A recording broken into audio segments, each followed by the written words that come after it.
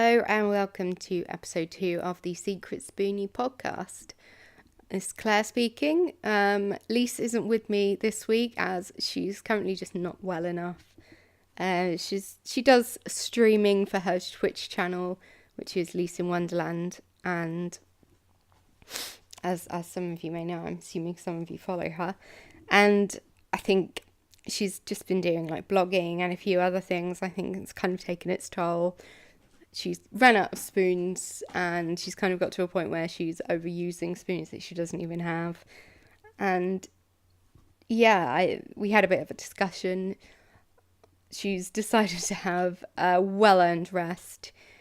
Seriously, that woman is incredible. The amount of stuff she does, even when she's struggling, out of a sense of, wanting to try and provide, for her side of her finances, when she can't work, to try and raise awareness.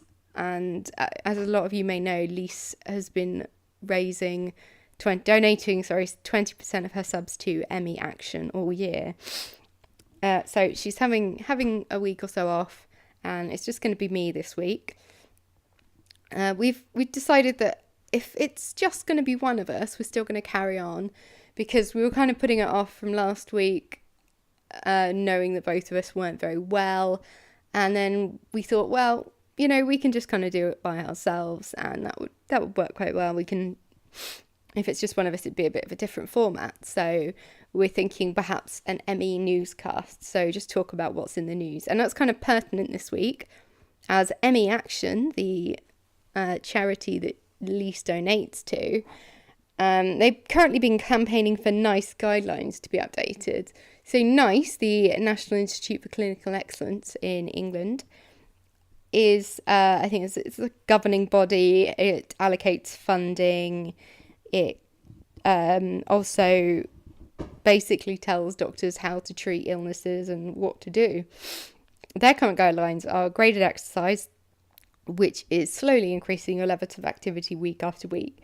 This is with the idea that CFS-ME is kind of it's like a post-viral fatigue thing or something of that ilk, where your body gets used to a certain level of inactivity and you just need to slowly reintroduce that into your life.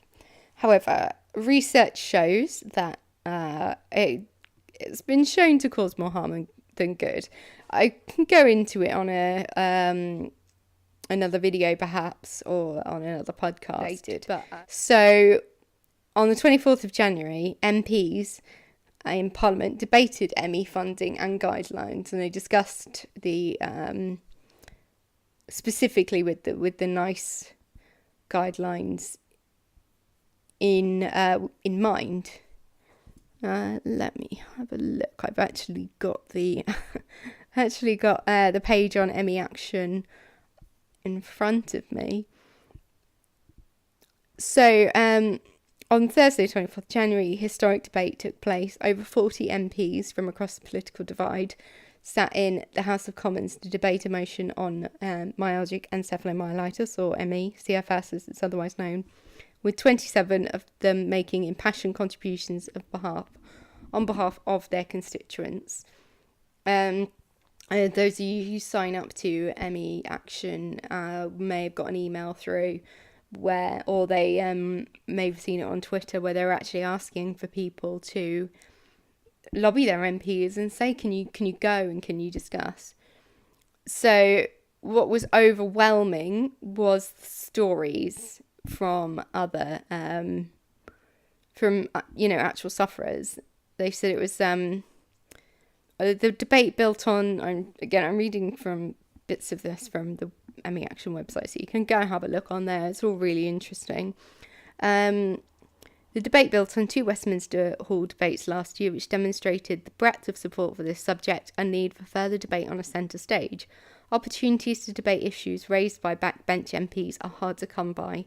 Yet Carol Monaghan MP's persistent and hard work in petitioning Parliament, along with strong backing in particular from Nicky Morgan, Stephen Pound and Alex Chalk, turns into reality. and they've highlighted this specifically. However, it was the sheer numbers of people with ME, their families, friends and allies who had contacted their MPs imploring them to speak up on their behalf, coupled with the strength of their testimony, that ensured the human cost of this devastating disease was heard in the corridors of power. It does actually, on the website, go into detail into some of those stories. So, people who become ill really young, and social services have basically got involved and, potentially put child protection proceedings against the parents. These children, rapidly deteriorating through graded exercise therapy. There's a few other people as well. There's actual videos linked to speeches from these MPs. And they basically discussed the fact that there's this massive dearth of biomedical research funding to ME, specifically in the UK, which is quite interesting because I'm currently making a video for the channel that is just taking forever because it's hard work making YouTube videos, going into kind of the science behind ME, and there is a lot of science showing what's really going on with the condition. However, a lot of that research has not even come out of England or has been funded through charities, but we need more public funding. It's part of it is the failures of the government. Sharon Hodgson MP poignantly reminded the House that UK ME research funding is now lower in 2018, 2019 than it was in 2013/2014. I think that's just absolutely horrendous. So they unanimously passed the motion, which is, and I quote, that this House calls on the government to provide increased funding for biomedical research into the diagnosis and treatment of ME, supports the suspension of graded exercise therapy and cognitive behaviour therapy as means of treatment, supports updated training of GPs and medical professionals to ensure they are equipped with clear guidance on diagnosis of ME and appropriate management advice to reflect international consensus on best practice, and is concerned about current trends of subjecting ME families to unjustified child protection procedures. So basically, they want to get rid of the graded exercise therapy and cognitive behavioural therapy. It really hasn't been shown to be effective at all. There is a study, it's called the PACE study, PACE, not to be confused with the Police and Criminal Evidence Act. And it is incredibly biased. It's really not very well shown. It doesn't really show at all that it works, because of the way the researchers actually kind of graded what they felt an improvement was, for example.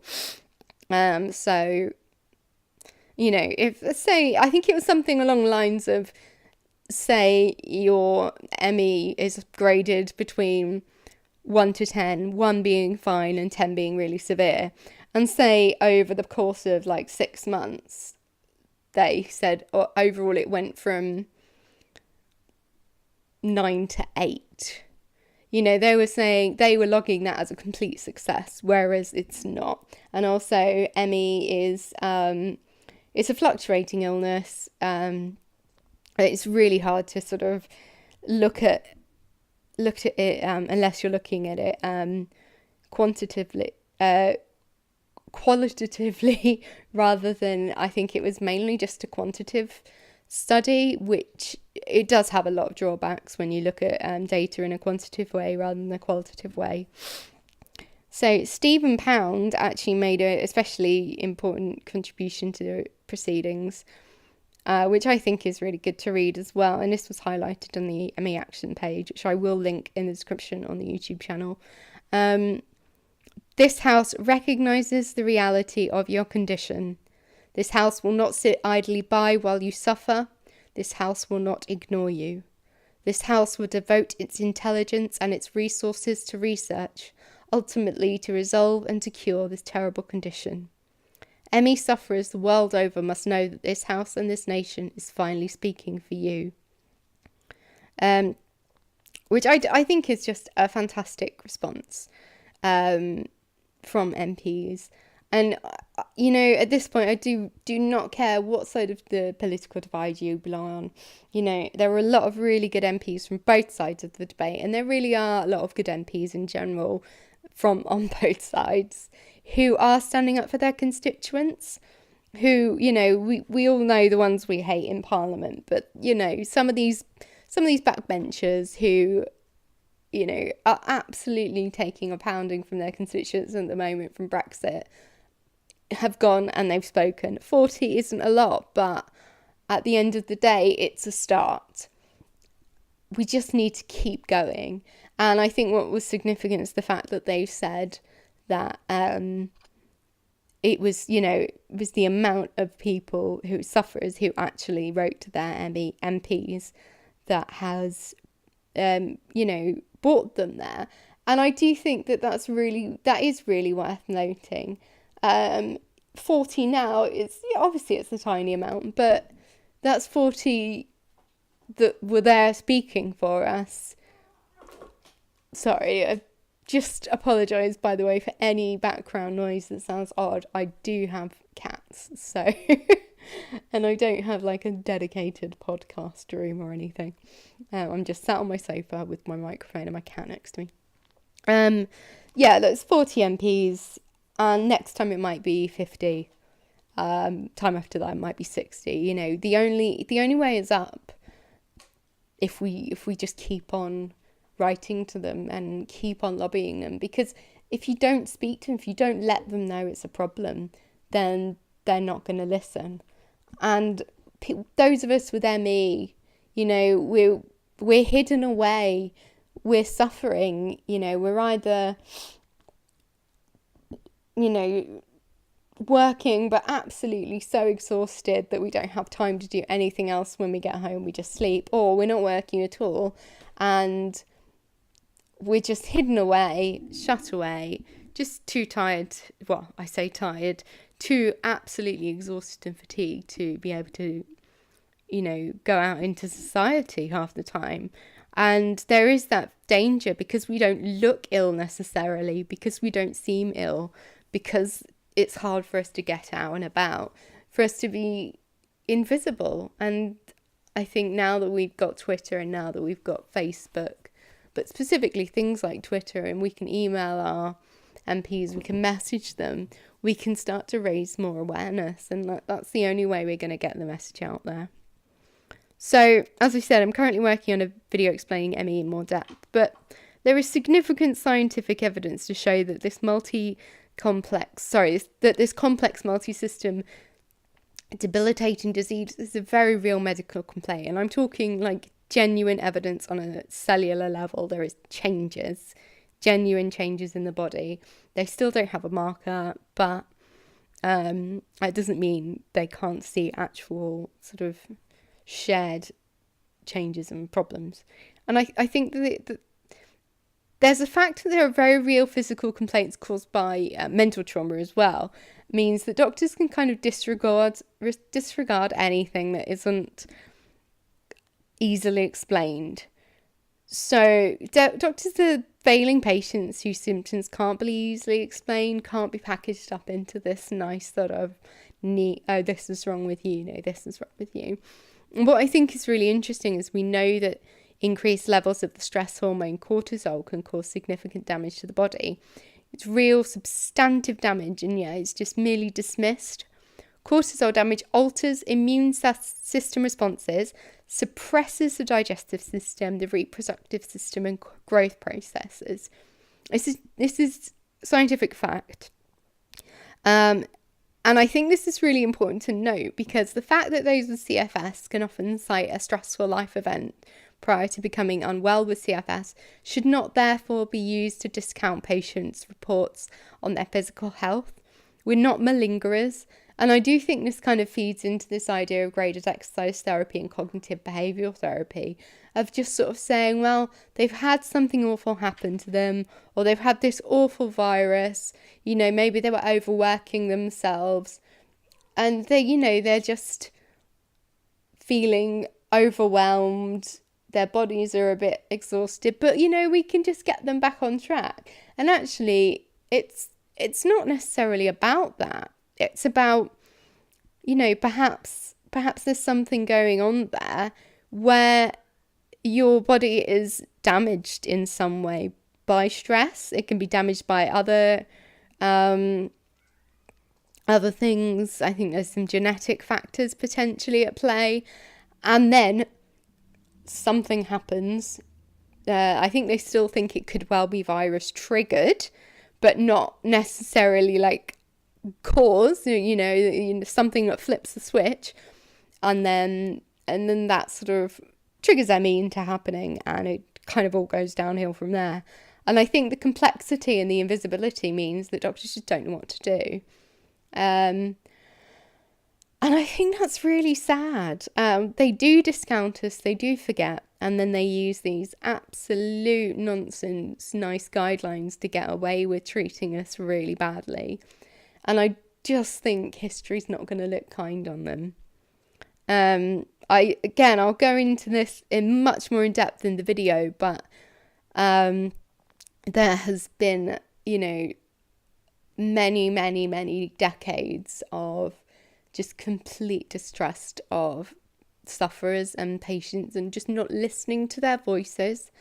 And again, this is why we need to be out there contacting our MPs, lobbying people, raising awareness, just making it more, making our voices heard. Because I know for me, I don't know about Liese. I mean, we'll probably speak about this on the podcast in general. I know that I've, in the past, almost been like embarrassed to tell people about my ME, because I just think, well, they're going to think I'm making it up. I always remember there's a part in the TV show Benidorm where she makes a joke about something like, oh, is it that just, people who don't feel like going to work or something. That's it. Someone says something about MS, and she says, oh, people who don't feel like going to work. I think I mentioned this in the podcast episode 1. I don't know. I've got a terrible memory. But yeah, I think that people just see you like that and you don't want to tell people. And that's why another thing is just, if you don't want to say things explicitly, sometimes I quite like the fact on Twitter you can just retweet things, and you're drip feeding this into the public domain of just retweeting like, oh, look, MPs discuss this in Parliament. And the fact that MPs are taking it seriously and not saying, oh, there's some people out there who feel a bit tired. They're talking about the fact that people's lives have been absolutely ruined by a disease that there has just been absolutely no funding into, compared to things like, think of things like cancer. And obviously no one is saying that we don't want to give money for cancer research, because the strides we've made in the past sort of couple of decades in treating cancer and HIV and AIDS, we've now got to a point where more people with cancer live than die. And AIDS and HIV, I think there's potentially a cure around the corner. At the very least, it's now just something that people live a normal life with. Their levels of HIV or in their system is so low that it's almost, undetectable for some people. As long as you take all your medicines, you're not fine, but you're almost fine. And that was because of lobbying. That was because people stood up and said, we need to treat these things. These are horrendous. They're destroying people's lives. They're killing people. And I suppose because ME/CFS doesn't necessarily kill you, people kind of think, oh, you can kind of get away with not doing anything about it. It's like, well, just because we're not dead, we're still important, we're still alive, and our value to society isn't completely over, but it kind of almost is if you don't do anything. So yeah, I think we've got a long way to go, but the MPs have demanded that NICE publish their updated guidelines before October 2020. That deadline is unacceptable. And also, they have pressured NICE to release a statement about the harms that can be caused by their current guidelines. I think until NICE do so, a lot of doctors won't change their stance on ME. They're not going to really think anything of it until NICE themselves have told them what to think. Because, GPs have to deal with a lot of different conditions, and I think it's just easiest for them if they don't have to really do anything other than what NICE tells them, because I don't think it's one of those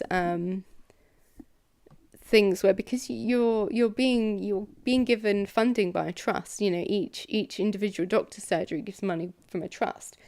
So you can't just send patients off to, whatever willy-nilly. You have to really go by NICE guidelines. So until NICE says something or does something, doctors are just going to carry on thinking what they think. There was a bit of a crappy response. So the responding minister for the government, Steve Brine, this is again from the ME Action website. The responding minister, Steve Brine, sought to excuse the lack of research and minimise the mistreatment of people with ME by medical professionals and the harm caused by current therapies. He failed entirely to acknowledge the families who have been subjected to child protection proceedings. And the weak offering has made no solid commitments for imminent change. However, a roundtable discussion, including Carol Monaghan on medical training with Helen Stokes-Lampard of the RCGP, that's the Royal College of General Practitioners, was proposed with a mention that the all-party parliamentary group on ME can be reinstated. The minister also said that he would look into the point raised by Carol Monaghan and others about a request for an early statement from NICE. So I think all we can do from then on is keep up the pressure on MPs, keep up, telling people, because, as ME Action have said themselves, the narrative of the debate was set by people with ME, the language was of people with ME with their families, and the advocacy was for people with ME. For the first time, people who previously set the parameters for discussions deny the experience of people with ME were silent. Our community is more connected than ever, and yesterday Parliament spoke with one voice on our behalf. This is a powerful marker of discursive change and gives us new and authoritative leverage in a continued campaigning. So yeah, I think have a look on ME Action. It's www.meaction.net. It is really, really good. I donate to them. I know Liese donates 20% of all of her subs, so please, you can use if you don't have the money, you can use your Amazon Prime. With Amazon Prime, you get one free Twitch sub, so I use mine to donate to Liese, and I know a lot of people do, and that's where a lot of people on Twitch get a lot of their subs from. And money, that's free money that's going to Action for ME. And just keep talking about it. That's the only thing we can do. Let me have a look, see if there's any more news that's particularly useful. Oh, here we go. Oh, just as I'm looking at this, by the way, I think this is the latest. Yeah, that was the latest news. What is really useful, really interesting, before I try and wrap this up, I'm aware I'm probably waffling. The actual parliamentary briefing, ME Action has got a parliamentary briefing overview. It's actually really interesting. It's got some facts on there that I think people don't always know. Did you know, for example, ME is twice as common as MS? The UK economic cost of ME in the UK is at least £3.3 billion a year. 95% of people with ME do not recover. 25% patients are housebound or bedbound due to ME. Median quality for life for people with ME is worse than chronic renal failure and cancer. Severe patients have extreme sensory sensitivity and may need to be tube fed. Children as young as 5 years old may develop ME. It's the most common cause of long-term school sickness absence. Many remain sick and disabled for the rest of their lives, and yet the government does not fund research and clinical care for people with ME at the rate of other serious prevalent diseases. Increased funding of biomedical research after decades of underinvestment is urgently required. We must take immediate action to end the use of CBT and GET as treatments for ME. Completely agree. They are debunked. They're ineffective, potentially harmful, and contribute to an environment of disbelief and neglect. We must endorse updated training and ensure that families of children with ME that are not subjected to unjustified child protection proceedings. I don't actually know much about that, so I think that's something that would be really useful to research into and get back to you on another podcast episode about, because that just horrifies me, just the thought that people are having children, even just their ability to be parents looked into. So the briefing says that ME receives far less research funding than other neurological conditions of similar prevalence or disease burden. People with ME are measurably more disabled than those with multiple sclerosis, and is twice as prevalent. And yet MS receives at least 20 times more research funding than ME. The WHO classifies ME as a neurological condition. Global scientific consensus is that treating and curing ME requires a significant investment in biomedical research. However, the vast majority of UK public funding for research has been awarded to psychological and behavioural studies, which just doesn't surprise me. The NHS Improving Access to Psychological Therapies programme erroneously lists ME as medically unexplained symptoms, which is just fantastic. Which isn't in line with the WHO, World Health Organization, classification. You know, the NHS at the moment, due to NICE, are listing it pretty much as though it's a psychological illness. The only year that the Medical Research Council invested any meaningful sum in biomedical research was 2012, when £1.5 million of funds were ring-fenced, with a resulting investment of £1.6 million.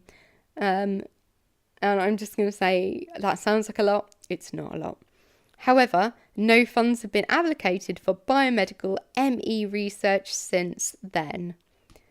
I think that kind of says it all. I mean, the fact sheet has got a few more pages. I think this is, it's really interesting. It chats about worsened symptoms after increased activity, about, again, this is kind of stuff that I'll touch on in the video I'm making, but people with ME have reduced oxygen uptake in red blood cells after exercise, reduced blood flow to the brain and heart, reduced oxygen utilization, which is completely the opposite to people with without ME. The fact that they use cognitive behavioural therapy, which focuses on challenging and changing unhelpful thinking patterns, cognitive distortions and resulting behaviours. It's just absolutely offensive, the fact that it's used by itself. I mean, obviously it's used, for people with cancer, people with other sort of chronic illnesses. It's usually a complementary step. It's usually to kind of help people get through it. But yeah, it's quite horrendous. There's actually a patient survey, safety and efficacy of graded exercise therapy, CBT pacing.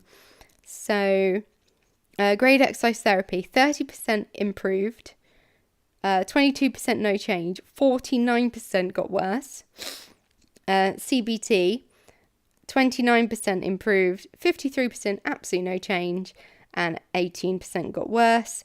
And then pacing, which is what most people use, which is just saving your spoons, basically. 70% improved, 22% no change, and 8% got worse. And pacing is basically the opposite of graded exercise therapy because you're saving your energy rather than increasing your expenditure on it. But yeah, I would advise you all to go and have a read of that properly. I've kind of skimmed over some of it, but it's really, really interesting. It's worth looking into a lot more of the sort of physical symptoms. I would also suggest have a look. And I think that's kind of it, really. I feel like ground to a halt. But yeah, I would just suggest having a look at the ME Action page if you get the chance. And in the meantime, just keep up pressure on MPs. I think it's the only thing we can do is, even just tweeting them if that's the energy, or get someone you love to do it. That's what a lot of people have done. They've got their friends, they've got their family, and that's important. All right, I'm going to end it here because I'm in danger of overexerting myself. I'm already getting quite tired from talking for half an hour, and I can't imagine it. People aren't sort of tired of listening to me. So thank you very much for listening to the second episode. Hopefully next time we will be welcoming Liese back with open arms and she will be feeling better soon. Please send her your love on Twitter. I know that she'll appreciate it. Remind her to continue resting because I know that she feels guilty, as I would as well. And yeah, we'll speak to you soon and hopefully I'll see you in the next episode.